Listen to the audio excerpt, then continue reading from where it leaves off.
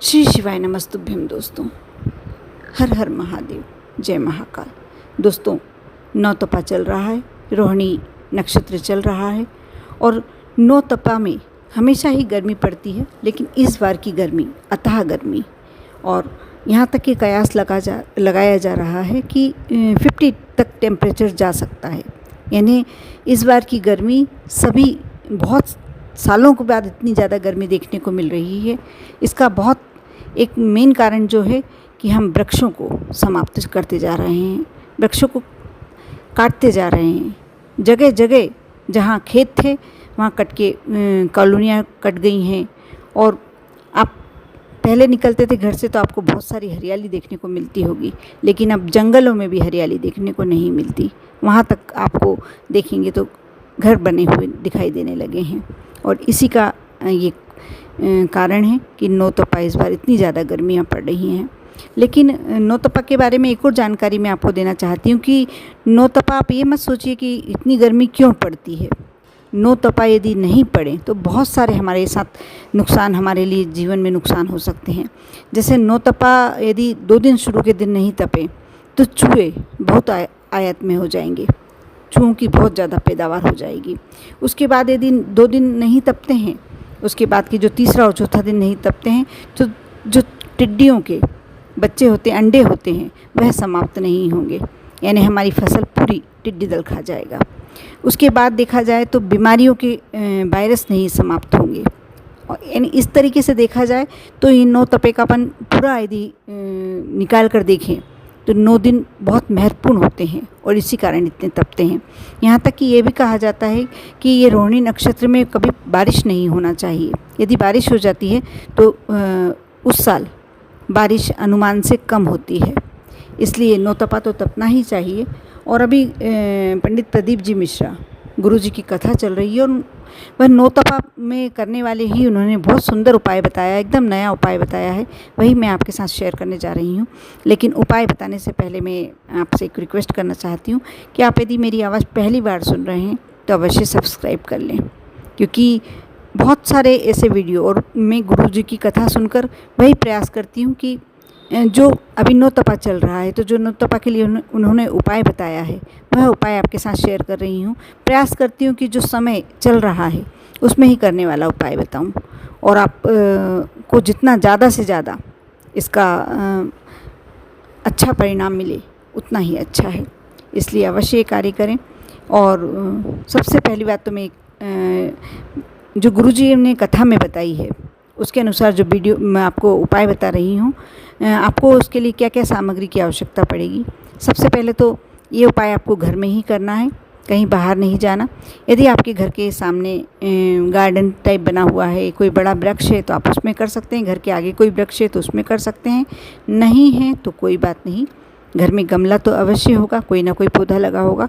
तुलसी जी का गमला छोड़कर, बस तुलसी जी के गमले में ये उपाय नहीं कर सकते हैं बस। और ये उपाय ज्येष्ठ मास में और ख़ास तौर पर नौतपा के दिनों में ही करना है। कोई से भी दिन कर सकते हैं। नौतपा के जितने दिन हैं उसमें से कोई से भी दिन आप उपाय ये वाला कर लें। आपको बार बार करने की आवश्यकता नहीं है और पूरे परिवार के सदस्यों के लिए है। यदि कोई बहुत बड़ा संकट पूरे परिवार पर आया हुआ है या आपको लगता है कि सभी पूरे परिवार की तरक्की रुक गई है, धन की कमी है, पैसे की कमी है, कोई क्लेश है या कोई ऐसा कष्ट है जो सभी को पूरी तरीके से परिवार को नष्ट किए जा रहा है, तो आप ये उपाय अवश्य करें। अपनी मनोकामना के लिए भी कर सकते हैं, कोई विशेष मनोकामना है तो भी कर सकते हैं। यानी देखा जाए तो गुरुजी ने अपनी कथा में ये बताया है कि आप कितने भी आपके कष्ट यदि कम होने का नाम ही नहीं ले रहे हैं या आप पर कर्ज चढ़ता जा रहा है, कोई भी समस्या आपके जीवन में है तो आप उसे दूर करने के लिए उपाय अवश्य करें। एक बार अवश्य करें। उसको करने से, और सभी परिवार के सदस्यों को नहीं करना, घर का कोई भी सदस्य यदि घर का मुखिया करता तो बहुत ही श्रेष्ठ है, चाहे पति करे चाहे पत्नी करे। लेकिन एक बार आपको नौतपा में ये उपाय अवश्य करना चाहिए।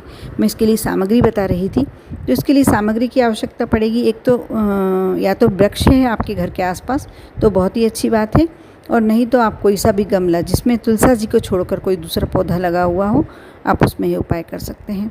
आपको एक जल का कलश चाहिए, एक दीपक चाहिए और 5 बेलपत्र। जो कहीं से भी कटे फिटे टूटे हुए नहीं हों।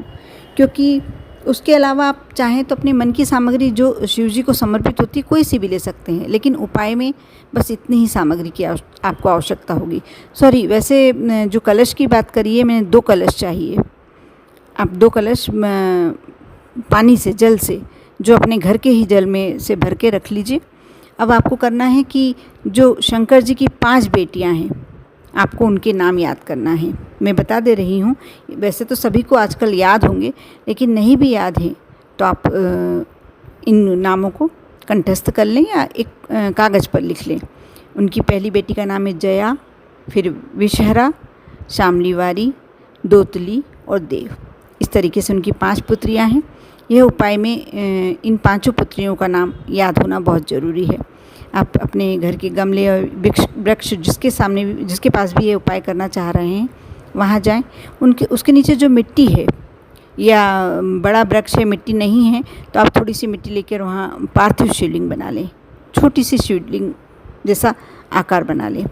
अब आपको करना है कि आपने बना लिया शिवलिंग। अब आपको करना है कि 2 जो आपने कलश लिए हैं, सबसे पहले तो आप उस पर जो बेलपत्र लिए हैं, बेलपत्र 5 पुत्रियों का नाम लेते हो शंकर जी की। जैसे आपने एक बेलपत्र समर्पित किया, और बेलपत्र ऐसे समर्पित करना है कि डंडी का भाग आपकी तरफ आना चाहिए। आप 5 बेलपत्र समर्पित करते जाएं और एक एक पुत्री का नाम लेते जाएं। जैसे एक बेलपत्र समर्पित किया, जया, विषहरा, शामलीवारी, दोतली, देव, इस तरीके से किया। उसके बाद दोनों कलश का जल, दोनों हाथ में कलश पकड़ें और एक धार बनाकर आप वहाँ शिव जो पार्थिव शिवलिंग बनाया है उस पर जल समर्पित कीजिए, अपने मन की कामना कीजिए। उसके बाद जो दीपक ले गए हैं वहाँ प्रज्वलित कर लीजिए। वृक्ष के से थोड़ा सा दूर, गमले में भी, शिवलिंग के एकदम से पास रख के ना करें। अब आपने इतना कार्य कर लिया, लेकिन अभी आपका यह उपाय पूरा नहीं हुआ है। अभी आपको थोड़ा सा कार्य और करना है। आपने ये कर लिया, आप चाहते हैं तो आप 2-5 मिनट बैठ के वहाँ श्री शिवाय नमस्तुभ्यम, ओम नमः शिवाय, जो भी कंठस्थ हो आपको उस नाम का जाप कर लीजिए। और मैं एक सलाह देना चाहूँगी कि ये उपाय आप सुबह सुबह, बिल्कुल जब धूप भी ना निकली, क्योंकि इस समय गर्मी भी बहुत ज़्यादा पड़ रही है, और यह उपाय सुबह सुबह ही करना चाहिए। आप स्नान कर लें और सुबह अर्ली मॉर्निंग उठ जाएं, जल्दी सुबह उठकर, और यह उपाय करें। वहाँ बैठ के 5 मिनट, 2 मिनट, जितनी देर बैठ के आप कुछ से मंत्र का जाप करना चाहते हैं करें। उसके बाद आप उठें। आपने दीपक प्रज्वलित तो कर ही लिया है। अब आपको करना है क्या है कि जो बेलपत्र आपने 5 बेलपत्र 5 पुत्रियों के नाम से चढ़ाए थे, वह बेलपत्र उठाकर ले आएँ। आपको लेके वो घर आ जाना है।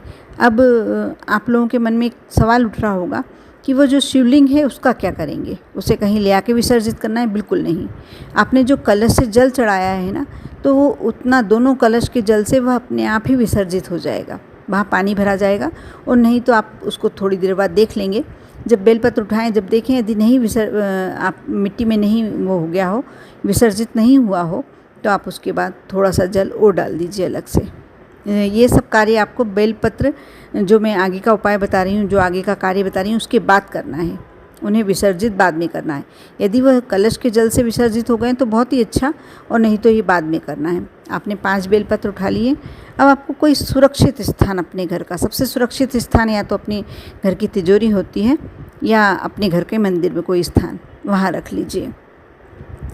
उसको अच्छे से व्यवस्थित करके कहीं ऐसी जगह पे कोई कागज़ में लपेट के, या कोई अच्छी व्यवस्थित तरीके से जहाँ कहीं टूट फूट ना हो, वहाँ रख दीजिए उसको लपेट कर। और ऐसा कहा जाता है कि जब तक ये 5 बेलपत्र आपके घर में हैं, आपके घर में कोई परेशानी, कोई दुख, कोई तकलीफ़ नहीं आएगी, या आपकी कोई मनोकामना है वह भी पूरी होगी।